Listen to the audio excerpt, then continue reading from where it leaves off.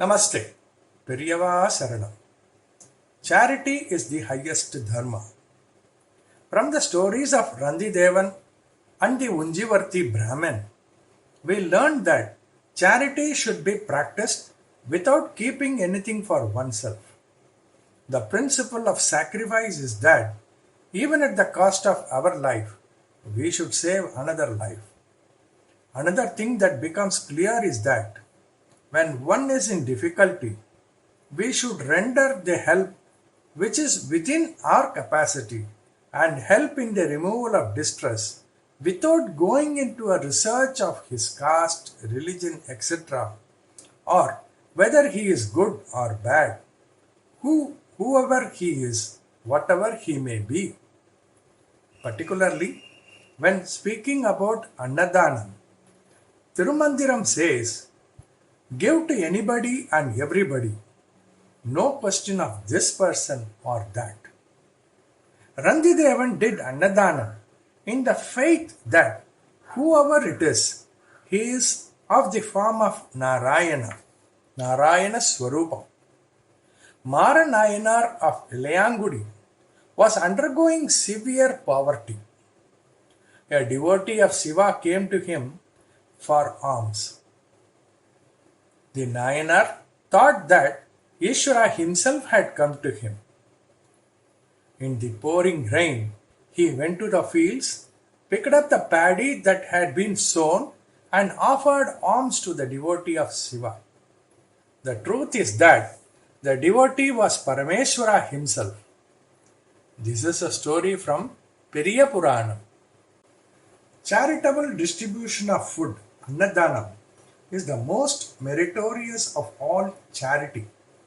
In the Bhagavad Gita, Bhagavan says, he who finds food for himself and eats it will have to experience all his sins himself.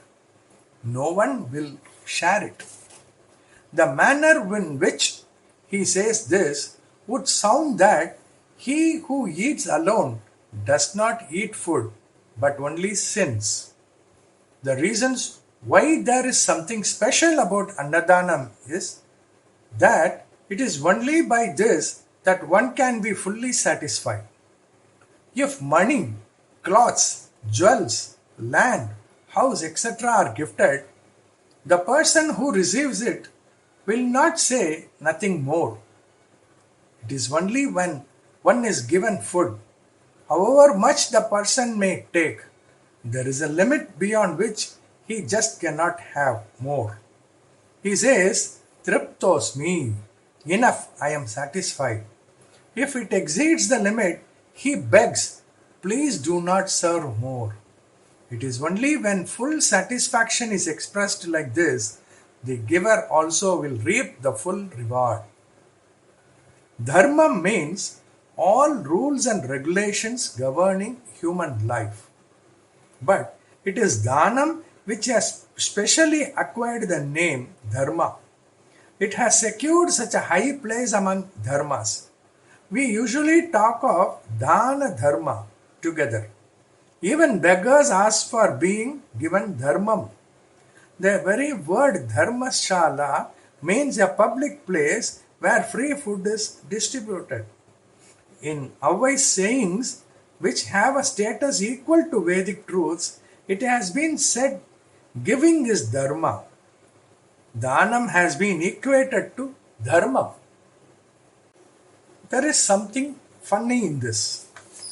There is an aspect which appears mutually contradictory. If a dhanam is given, there should be someone to receive it. If there is a donor, there must be a donee. But the same Shastras which glorify the giving of Dhanam consider receiving it as lowly. There is a prayer which says, I should always be a giver, never a receiver. Yaschitrascha nassantu, masma yachashma kanchana.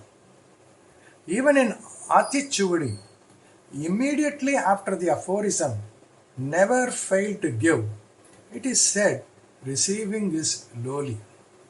If there is none to take a thing, How can any dhanam be made? If there is no alms seeker, where is the need for a giver? There is a sloka. Aksharadvayam abhyastam nasti nasti iti yat pura tadeva dehi dehi iti viparitam upastitam. One who is in his previous birth drove away the alms seekers, saying no, no, says a two-lettered word, Dehi, Dehi, and wanders for alms. This is the meaning of this sloka. Here, we are able to see the glory of giving and the lowliness of receiving. It is said that Bhagavan himself had shrunk his body to the size of a Vamana out of a sense of embarrassment that he had to go seeking alms, and then went to Mahabali. The reason why receiving alms have been considered lowly is that unless there is absolute need, others should not be bothered. Each one has to work with his brain or labor with his body and earn for himself. To meet the expenses of good and bad events in each one's house, each one should save as much as he can.